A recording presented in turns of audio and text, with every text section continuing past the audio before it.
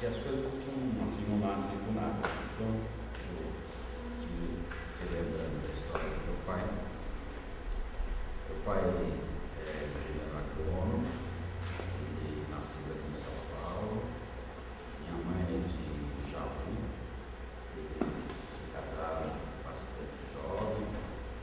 E meu pai estudou lá em Jaú numa escola chamada Luiz de Queiroz, que forma agrônomos. Ele é formado em 1937, bastante tempo.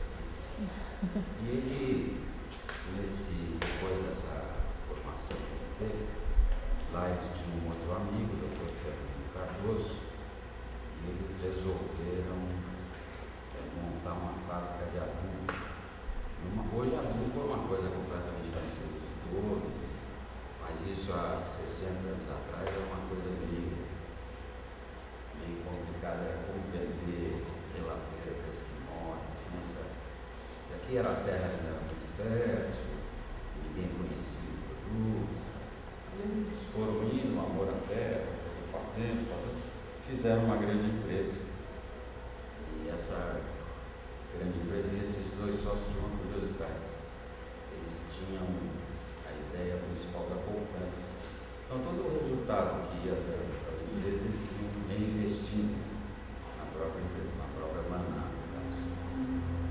Isso foi durante muitos anos, até que a Manada, como uma grande empresa, começou a ter possibilidade de distribuir para eles um pouco desse lucro.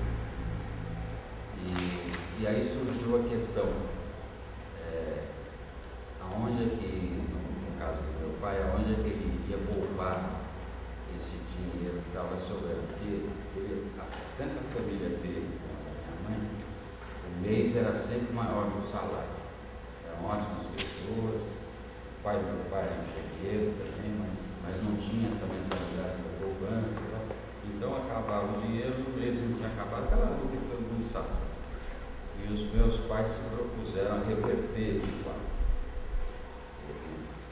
É verdade, eles sempre explicaram isso para a gente, que não, nós vamos trabalhar, estamos capacitados, estamos construindo, quando tivermos dinheiro, vamos sempre ter uma visão de poupança.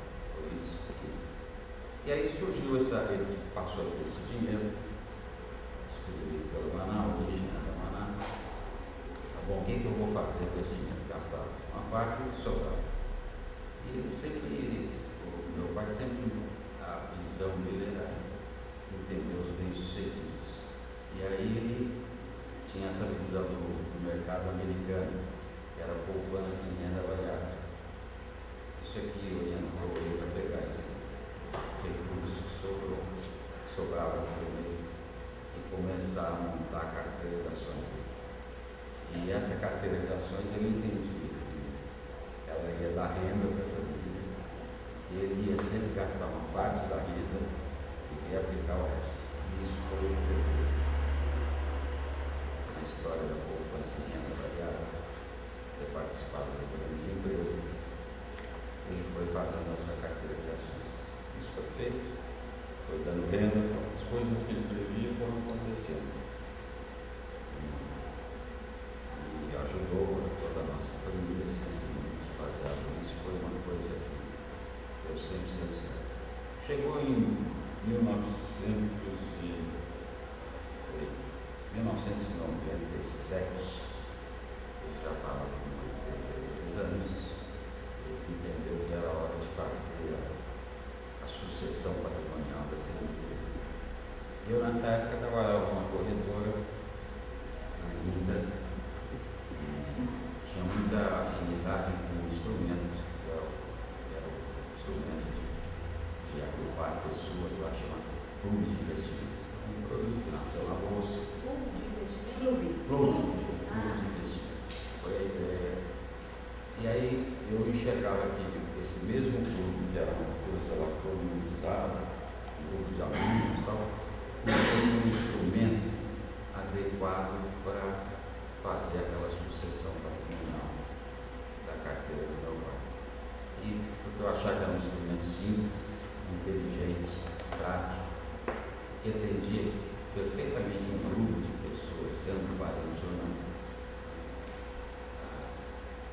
A administrar um conjunto de ações, tal, administrar uma carteira, com esses objetivos aí que a gente tem, sempre está crescendo, só distribuir uma parte da renda e tal. E isso foi feito em 97, nós pegamos a assessoria de grandes escritórios de advocacia de São Paulo, desenvolvemos todo o projeto. E o curioso é que o clube ele permite regras. E essa questão da poupança tem que ter regra. É danado, tem que ter regra. Assim. E poupar é você deixar de ter prazer agora para ter um futuro. Isso é, se não tiver regra, a tentação é grande e não funciona. Então, lá no caso da nossa família, ele viu que se a gente tivesse regras, herdeiros, filhos, já netos, né, a gente ia ter possibilidade de manter o patrimônio e crescer. Mas tem que ser simplesmente doar essas ações para cada um dos herdeiros, não sem regra, isso tenderia a ser como foi uma maioria das famílias que a gente conhece, coisas que não frutificam. Tem esse ditado, né, que é pai rico, filho remediado e neto pobre.